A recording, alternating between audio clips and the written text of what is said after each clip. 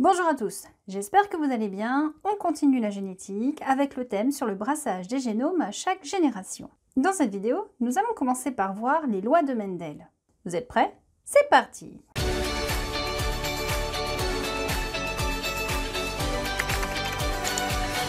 Gregor Mendel était un moine catholique du monastère Saint-Thomas de Brune situé en Tchéquie. Botaniste, généticien, il est communément reconnu comme le père fondateur de la génétique.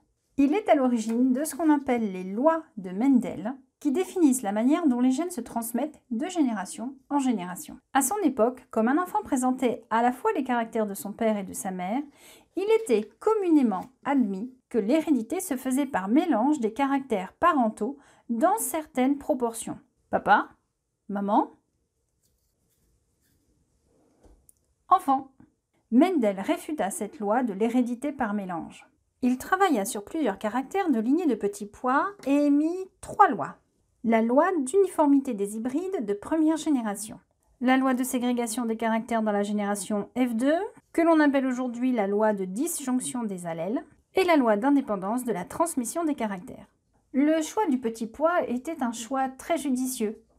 En effet, il était très facile d'obtenir des lignées, d'autant plus facile que dans la fleur du petit pois, il y a une particularité qui fait que tous les organes reproducteurs sont enfermés entre 2 pétales qui forment une structure appelée la carène. Ces 2 pétales protègent et enferment les appareils reproducteurs mâles et femelles, ce qui fait qu'il y a autofécondation. Il est donc ainsi très facile d'obtenir des lignées pures, c'est-à-dire non croisées avec d'autres individus présentant d'autres caractères. Et si l'on veut faire des croisements, il suffit d'écarter ces 2 pétales et d'introduire le pollen souhaité et de le déposer sur le pistil de la fleur. Mendel a pu ainsi contrôler les différents croisements des lignées de petits pois. Mendel a décidé de travailler tout d'abord sur un seul caractère et il a travaillé sur la forme des graines de petits pois. Soit elles étaient lisses, soit elles étaient ridées. Les individus qu'il avait utilisés étaient des individus de souche pure car présentant ce caractère depuis plusieurs générations. En étudiant la génération F1, c'est-à-dire fécondation numéro 1 issue des parents P1 et P2, il remarqua que systématiquement, tous les individus F1 présentaient une uniformité des caractères correspondant au caractère d'un seul des 2 parents, ici le parent P1. Le caractère pois lisse était donc dominant sur le caractère pois ridé. C'est sa première loi, la loi d'uniformité des hybrides de première génération. Hybride de première génération, c'est-à-dire hybride croisement entre P1 et P2, première génération F1, première fécondation. Uniformité, ils sont tous uniformes, ils ont tous le même caractère. Quel que soit le caractère étudié par Mendel, à chaque fois, le caractère semblait sauter une génération. En effet, en étudiant la génération F2, issue de l'autofécondation d'individus F1, le caractère aspect ridé ressortait systématiquement. Il mit ainsi en évidence que l'hérédité était transmise par une particule, un élément porteur d'information que l'on appelle aujourd'hui un allèle. Chaque plan étant issu des 2 parents, il possède forcément les particules en 2 exemplaires. Ces 2 particules en fait proviennent des parents et se sont séparées lors de la formation des gamètes. Et ainsi, à chaque génération, il y a une séparation des particules et transmission de l'une des 2 dans les gamètes. C'est la fameuse loi de ségrégation des caractères dans la génération F2 qui explique que quand on fait une autofécondation F1, si 2 gamètes possédant la particule correspondant au caractère ridé se rencontrent, on peut obtenir un individu au caractère ridé. Donc ségrégation, séparation des caractères dans la génération F2. Pour Mendel, dans le cas de l'étude de 2 caractères, les plants de petits pois à graines jaunes et lisses étant de souche pure, ils possèdent un couple de particules dominantes codées A pour la couleur jaune et un couple de particules dominantes codées B pour le caractère lisse, alors que les plants de petits pois à graines vertes et ridées possèdent un couple de particules récessives non dominantes notées petit a pour la couleur verte et un couple de particules récessives codées B pour le caractère ridé. Ainsi, au moment de la formation des gamètes, chacun de ces derniers ne contient qu'une seule particule d'un couple. Leur croisement donnera donc toujours une génération F1 qui possède une particule dominante A, une particule dominante B, une particule récessive petit a et une particule récessive petit b. Ainsi, tous les individus sont bien uniformes.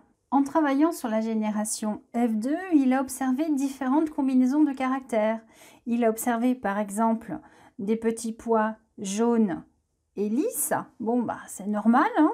Ensuite, il a observé des petits pois verts et ridés. On est ici dans la transmission des fameuses particules, on saute une génération.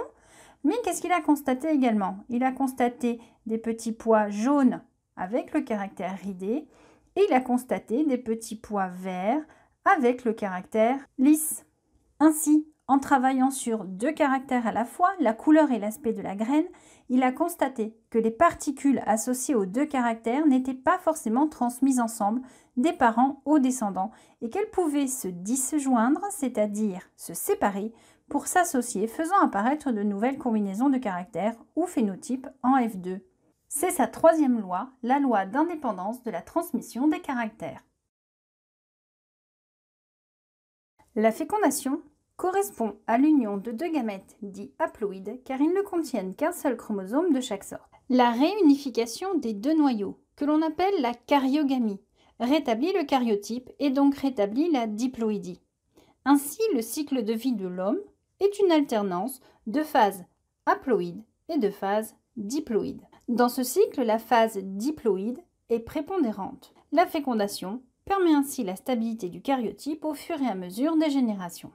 Si le karyotype est stable, il n'en reste pas moins que les individus restent uniques du fait que chaque gène existe sous différentes versions appelées allèles.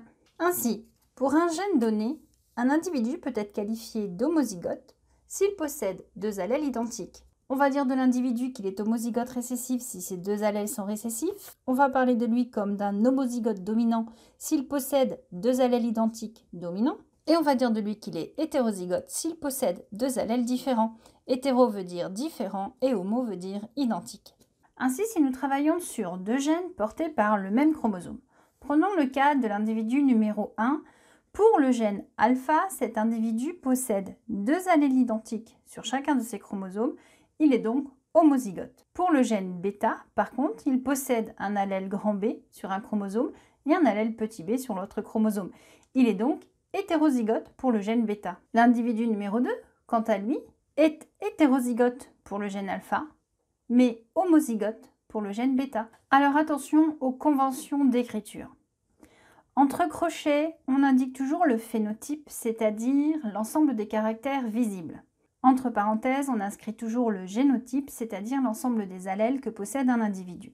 Et vous avez deux possibilités. Soit les gènes sont liés, c'est-à-dire qu'ils sont situés sur le même chromosome, soit les gènes ne sont pas liés, ils sont dits indépendants car situés sur des chromosomes différents. Prenons l'exemple donc de deux gènes indépendants, c'est-à-dire appartenant à des chromosomes différents. Sur la première paire de chromosomes, représentée ici par les deux slash, il y a deux allèles identiques dominants pour le gène A.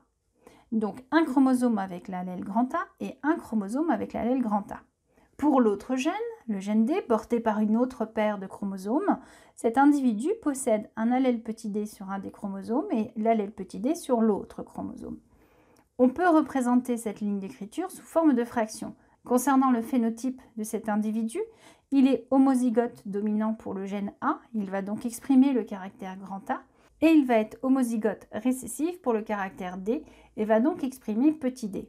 En supposant maintenant que les deux gènes étudiés soient des gènes liés, c'est-à-dire qu'ils sont situés sur le même chromosome.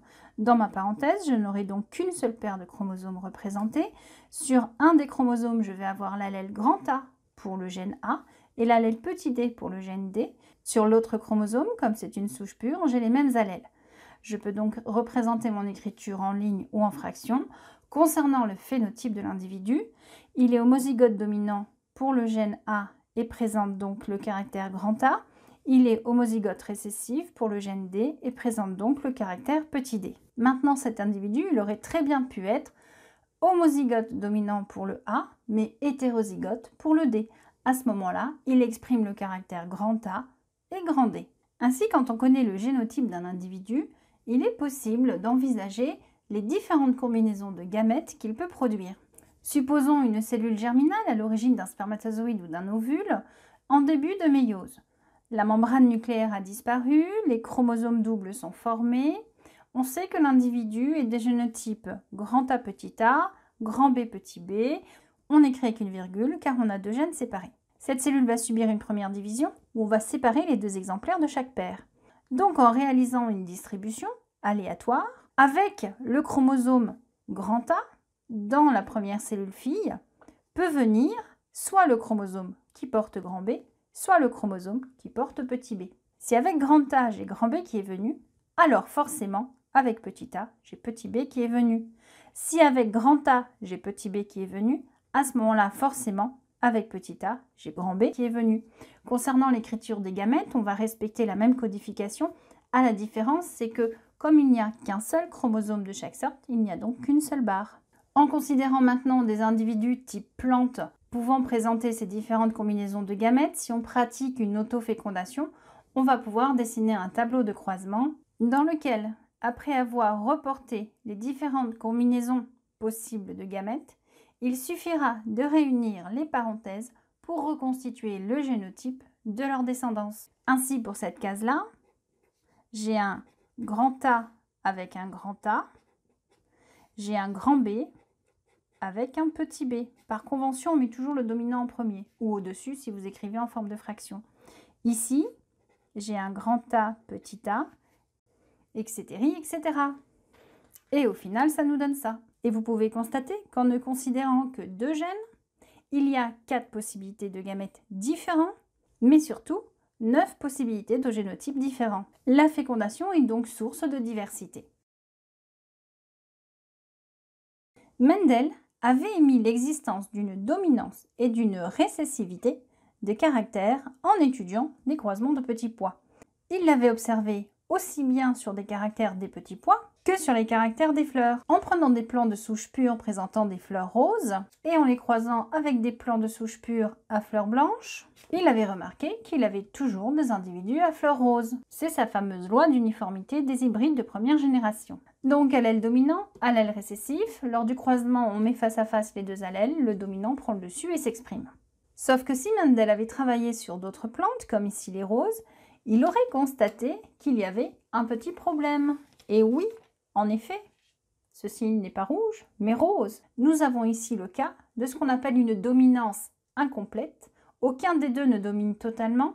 Nous avons donc ici ce qu'on appelle une codominance. Ils dominent ensemble, les caractères se mélangent. Aujourd'hui, on utilise les connaissances en génétique pour obtenir en culture et en élevage des individus aux caractères recherchés pour nos propres besoins. En utilisant la deuxième loi de Mendel, celle de la ségrégation des caractères en génération F2, c'est-à-dire en considérant le fait que les allèles se disjoignent au moment de la fabrication des gamètes, il est possible d'envisager la descendance d'un couple en effectuant un tableau de croisement.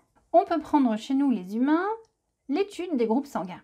Quand on est du groupe sanguin A, c'est qu'on exprime à la surface de nos globules rouges, c'est-à-dire des hématies, que vous voyez ici en gris au microscope électronique à balayage, pas ici, là c'est un globule blanc. Donc à la surface de ces hématies, on va posséder des molécules de type A. Si on est du groupe B, on possède des molécules de type B. Si on est du groupe AB, on possède à la fois des A et des B. Si on est du groupe O, en fait c'est pas O, c'est 0O, ben on n'a rien du tout. Pour le gène groupe sanguin, il existe 3 allèles. L'allèle A, l'allèle B, l'allèle O. Quand notre génotype est A/O, donc A sur un chromosome et O sur l'autre chromosome, on est du groupe A. Quand on est BO, on est du groupe B. On peut donc dire que A et B dominent l'allèle O. O est donc récessif par rapport à A et B. Donc pour être du groupe O, il faut être homozygote récessif. Quand on est du groupe AB, on possède A et B. On produit des molécules A, des molécules B. A et B sont donc codominants. Prenons maintenant le cas d'un couple. Le père est du groupe sanguin A, la mère est du groupe sanguin B. On veut essayer d'estimer le groupe sanguin de l'enfant. Et comment faire? Le père, il peut être AO, mais il peut également être AA. La mère peut être BO, mais elle peut également être BB. Donc connaître le phénotype des individus ne permet pas d'anticiper le génotype de leur enfant. Il faut étudier le génotype et réaliser un tableau de croisement. Donc ainsi, dans le cas de parents hétérozygotes, de groupes A pour le père, B pour la mère, les individus F1 auront 4 possibilités différentes de phénotypes AB, A, B ou O. Alors que dans le cas de parents homozygotes, de groupes A et B, on ne va pouvoir obtenir en F1 que des individus de groupe AB. Il est donc primordial dans toute étude génétique de connaître ou de déterminer avant tout tableau de croisement les caractères dominants, récessifs ou codominants des différents allèles.